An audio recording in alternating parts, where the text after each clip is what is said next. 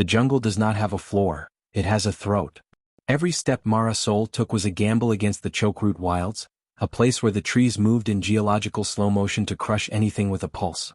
But the roots weren't the problem today. The problem was the 30 meters of barbed, muscular malice following her scent through the humid dark. The spined wraith didn't hiss. It hummed, a low rhythmic vibration of its scales rubbing against the iron oak bark. It was the sound of a closing tomb. Mara didn't run like a victim, she ran like a mathematician. She vaulted over a pulsing, bioluminescent fungal colony, her heart rate hitting a steady, practiced 130 beats per minute. Behind her, the wraith shattered a massive fallen trunk, its translucent body rippling with enough force to level a small building. It was faster, stronger, and possessed a sensory array that could detect the heat of Mara's blood through 3 feet of solid wood. She had no rifle. She had no grenades. She had 2 kilometers of high-tensile industrial-grade monofilament wire and a deep understanding of momentum. "Come on, you oversized ribbon," Mara whispered, her lungs burning with the sulfur-rich air. She reached the kill box, a natural bottleneck where 2 massive roots arched over the trail like the ribs of a dead god. This was the spot.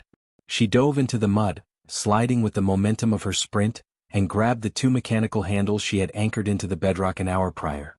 The spined wraith saw the gap. It saw the prey. It didn't see the trap.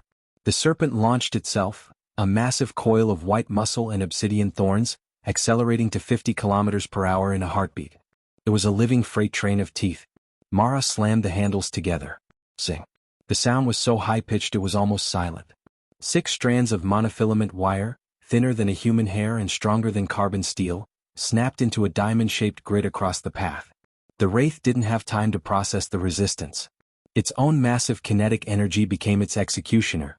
The first wire hit the serpent's snout, slicing through the reinforced chitinous noseplate without slowing down.